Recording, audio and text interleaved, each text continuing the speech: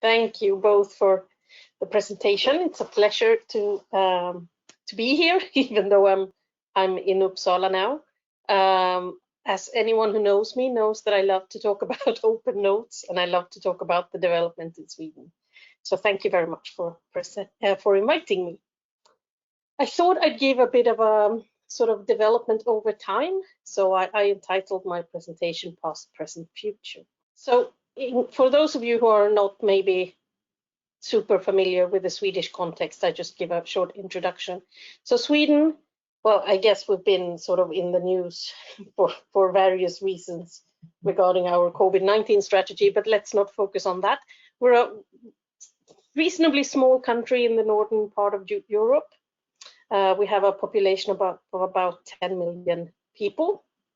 And healthcare in Sweden is tax funded, and it's provided by 20 or 21, depending on how you count, different regions. So each region will provide the healthcare in that part of Sweden. And they're very autonomous and can make their own decisions about, everything when it comes to their healthcare. There's also a growing number of private care providers, but they're all tax funded. Electronic health records have been used for quite some time and are implemented throughout healthcare in Sweden, both in primary care and in hospitals. And usually within a region, there will be one EHR system that is used both in primary care and at the hospitals. But since we have these autonomous regions, they all make their own decisions about what EHR system to use. So we have many of them. In general, we have a high internet access and usage it's almost 100% of the population will have access to internet. And I think in 2019, actually more than half of the people over 76 years reported using the internet on a regular basis. We also have a unique Swedish identifying number, which makes it easy to keep sort of track of everyone's data. And we use electronic IDs for most of our communication with, for doing tax returns and for parental leave, and also for accessing our health data, which we do through a national patient portal. So how did notes sharing develop in Sweden? Well, it actually started already in the 90s. There was a small pilot project in Uppsala, where I happen to live, where there was a general practitioner who, in his primary care center, he started a pilot together with the region, and about 500 patients were given access to their notes, and it was a big success. So the region decided that, well, we'll try this on a broader scale, but were then shut down in 2002 by the Data Inspection Board in Sweden, because the project was deemed not to follow the Swedish legislation at the time. Because in order to have direct access to the medical record, you had to be employed by a healthcare provider, and patients were not. But this caused a bit of a discussion in society. So it took a couple of years, but in 2008, we had a new Patient Data Act, which allowed patients direct online access to their notes. And as part of so Uppsala sort of started over again, and as part of a European project, a new version of giving patients access to their medical records was implemented. And in 2012, all the patients in Uppsala region gained access to their medical records in a local solution. And I know that it was in November 2012 because I was on vacation in Thailand, and I tweeted about it because I was so excited. I had to, go up to my hotel room and log in and see that I could actually use my record or access my notes and my medical record. So when it started in Uppsala in 2012, it was a very local solution. It was a direct sort of connection from the patient portal to the local EHR system used in Uppsala. But in parallel, there were other projects, and one of them was the development of a national infrastructure, a national health information exchange platform. And in 2014, the local Uppsala portal that gave patients access to their notes was moved to this national this national health information exchange platform. And based on the experiences from Uppsala, there was a national regulatory framework put in place, a first version.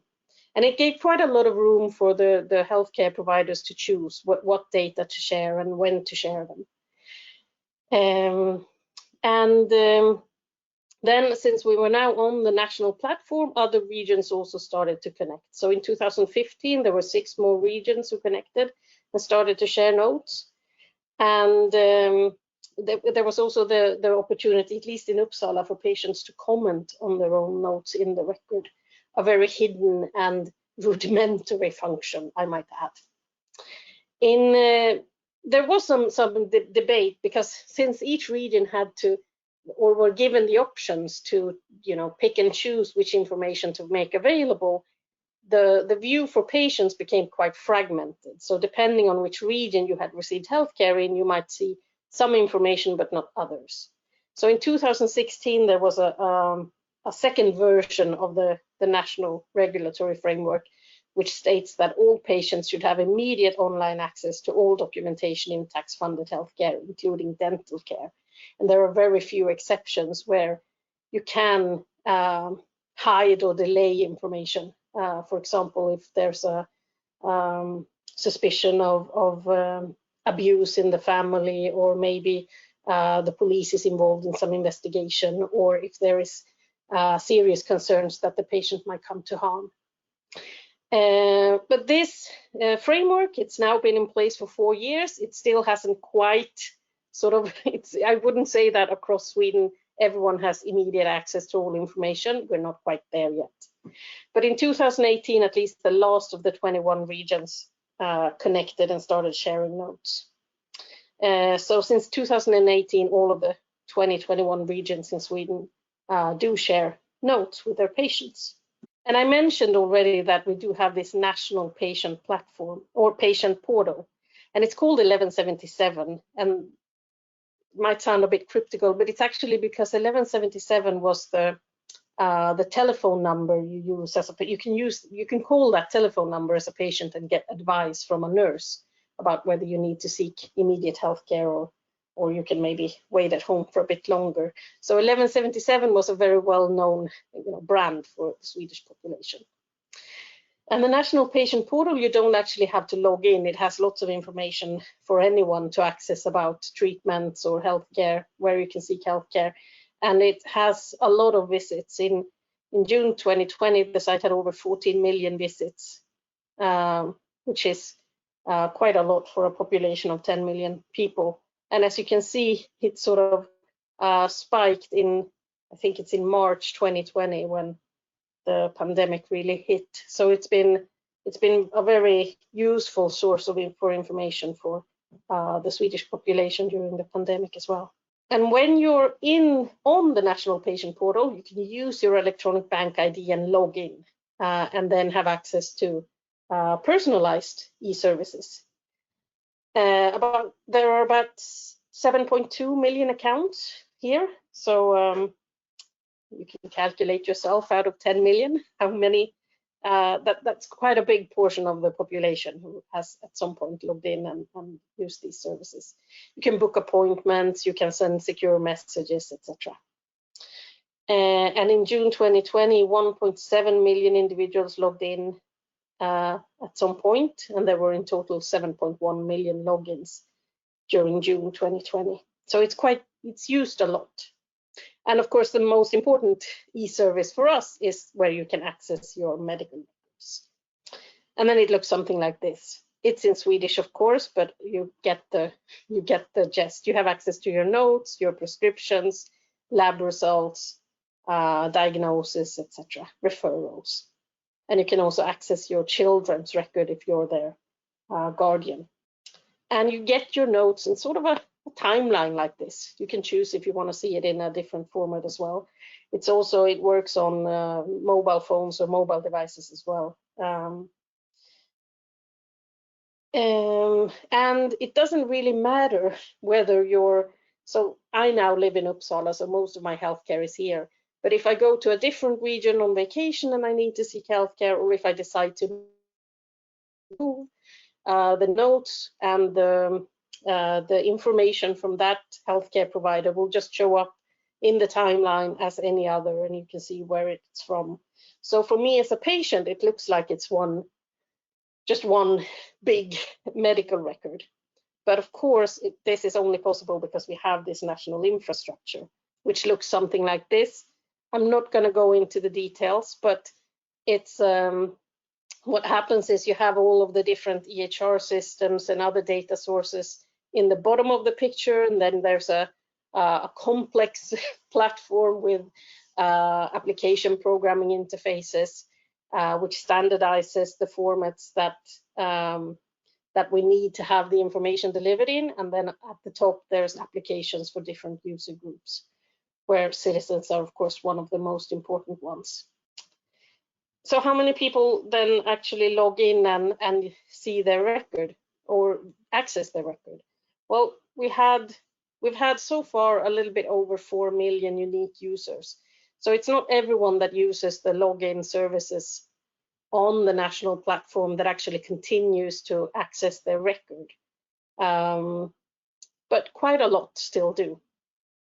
And as you can see, the curve is going sort of steadily upwards. And this is just a snapshot of September 2020. You can see how the adoption has happened over time, starting very slowly in 2012. And then as more and more regions connected, it has increased. In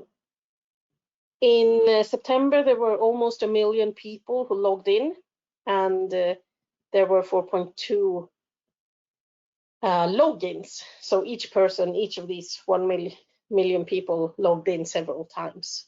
And that's usually because you have an ongoing health issue and you want to access information. And there's been a steady, the number of new users has been around 80,000, but now since the pandemic, it has increased a bit. So we're now up to over 100 new users per month, 100,000 new users per month. So it's the adoption is really, the pandemic is affecting the adoption. So what's next for node sharing in Sweden? Well, it's been I haven't really talked about the reactions to this. I've only talked about the numbers. It was a very controversial e-service when it was first launched in 2012. There were a lot of complaints from healthcare professionals, especially. Patients have sort of consistently loved it from the beginning. Even though it takes a bit of, as you can see, adoption hasn't been sort of, not everyone found the service from the beginning, but it's increasing over time. And it's one of the, I would say, more popular of the e-services on the Swedish platform.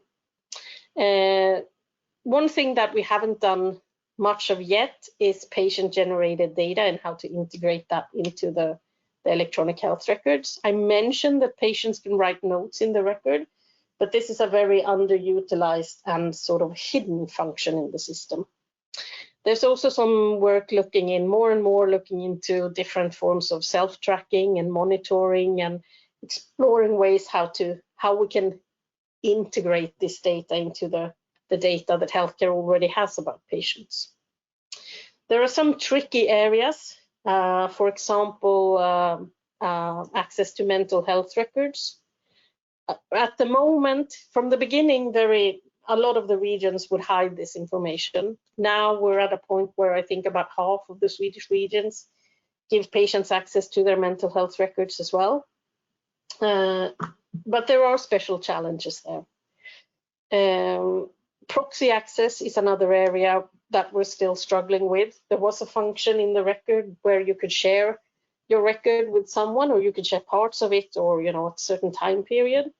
But this was also shut down by the data inspection for not complying with legislation. They did not feel it was safe enough. Adolescent access is one of the other tricky areas where at the moment, as a parent, I have access to my children's records until they turn 13. They themselves gain access at 16, so there's a 3-year gap where I don't have access and they don't have access. and we're not entirely sure how to fix that yet. And then, of course, there's a lot of still, even though we do have a high percentage of internet users, there are still quite a lot of people who don't access the internet and who probably won't either. And that's a question how to reach them. And finally, the national platform, as I mentioned, it's now been in place for quite a few years, and it's in need of an update. So the infrastructure is now in a process of being updated, and there's also a lot of new digital services such as telemedicine and triage services that are being integrated into the platform that will likely also affect the way we use open notes in Sweden. And I think that was all for me. Thank you. Thank you so much, Maria. That was awesome. I already have questions, but I don't want to cheat the line and ask my questions before everybody else. So we're going to, and while you're presenting, I was getting text messages from folks who are watching this presentation who are really excited about what you're saying was going on in Sweden, really parallels what we're seeing here in the US. So everyone has stuff to learn today.